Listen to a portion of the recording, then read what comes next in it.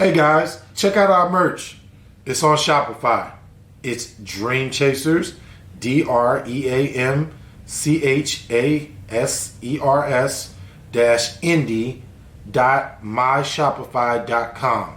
Dreamchasers-indie.myshopify.com. If you like some of the shirts that you see in some of our videos, check us out today.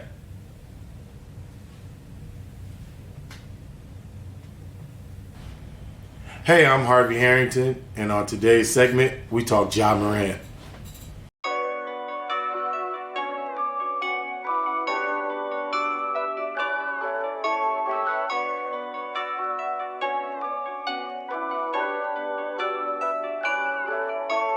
New Chanel, Mama and Gucci, got out the hoop, yeah. Been through hell, carry the life is a movie, yeah. We prevail, now we do the coupies, don't do the groupies, yeah. Got money for bail, don't act like you know me, knock off your koofy, yeah. Flooded the rollie with Ethan, Hellcat Katrina the Beamer, blowing the money like Freeman. I got a flux in the sleepers, they tryna do me like Caesar. You gotta watch for the creepers, I got the eye to see you.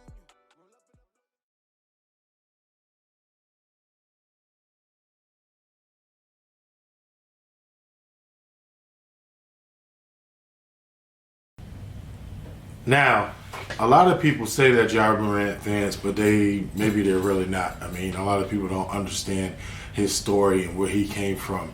A little bit of background about Ja Morant. In high school, he was about, I want to say 5'7" or 5'8". Really couldn't jump that high.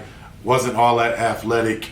And for the longest, he played on the AAU team with about maybe, I think it was 5 of them. There was about 4 guys that were pretty much blue chippers. One kid went to Ole Miss. Another kid went to some other school. And then you had Zion Williamson. So Ja Morant has always been overshadowed. I mean, he never was ranked. Nobody ever really talked about him. I mean, he didn't have really any college scholarship offers until maybe late in his senior year, where he went to, I want to say maybe like a exposure event or some type of camp. And they ended up finding him in a back gym, which turned out to be, a blessing for him and a blessing for the university because of, the type of impact player that this guy was. And they talked about the AAU team that he was on. For the longest, they didn't have, like I said, they were stacked and packed. And I would say, the last, maybe like his senior year or something like that, all those guys had broke off and went their opposite directions. Now, all these guys had rankings behind them. They had people chasing them. I mean, these guys had the red carpet rolled out for them. And Ja Morant finally found himself on an island by himself. And then he became the man.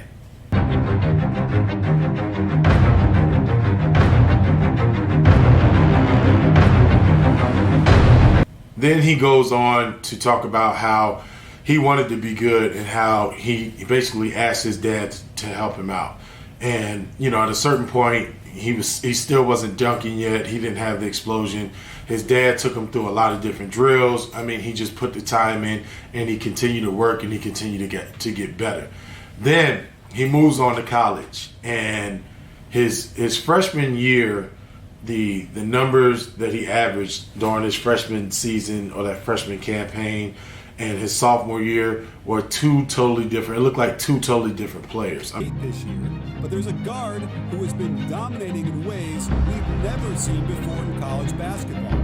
So let me introduce you to the next. I mean, if you're that kid that's not getting that exposure, because there's a lot of kids out there that are younger and they're getting this exposure and they're ranked, and maybe you're not. It's not the end. I mean, look at Ja Morant. He's probably a future NBA All-Star, probably an NBA superstar. I mean, he got Rookie of the Year, and I mean, this guy didn't go to one of those top schools in the country. You know how many guys that have been sought after, that have been recruited, that have been ranked, that have gotten respect from 6th grade and on, and this guy comes out of nowhere, he busts his tail and he figures it out. So if you're one of these players that are not getting looked at, and you're getting flown under and you're flying under the radar, keep working, keep grinding. It's out there for you.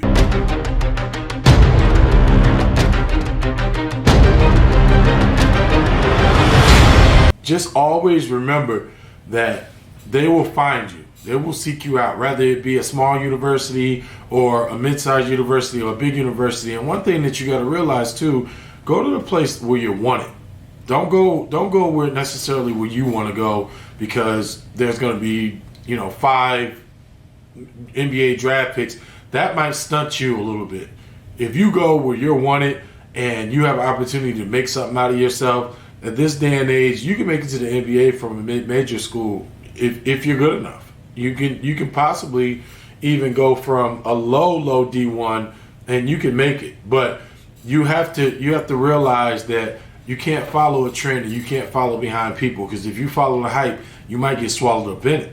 I just really admire Ja. I mean, all the work that he's put in, and for him to come into the NBA and have an impact and be a rookie of the year coming from a school that nobody really knows about. I mean, if you're listening to this and you need that little bit of motivation on, maybe you're not being respected. I mean, Ja took that he put it on his back. And not only did he put it on his back, I mean, he's gone to the moon and he's gone beyond. I mean, he's one of the top and most exciting young players in the NBA. And like I said, I mean, if you look at it to his high school days, I mean, nobody recruited him, nobody knew who he was. So your time could be coming. Your time could be coming. I mean, a lot of people have to realize also is that there's a lot of different factors. Ja grew before he got to college. And I mean, his athleticism and everything started to mesh well together. Just because somebody's better than you now, and maybe they can dunk right now, or maybe they can shoot better now, keep working, keep grinding, and, basically, keep pushing forward. And a lot of things that are in your favor are going to be there. So don't worry about what everybody else is doing. I'm Harvey Harrington. I want to thank you guys for watching. Go check us out. Go check out our YouTube page. We put up a lot of different daily segments. This is to help any athlete, and this is designed to help you guys to continue to push forward. I want to thank y'all for watching. This is Harvey Harrington with Dreamchasers.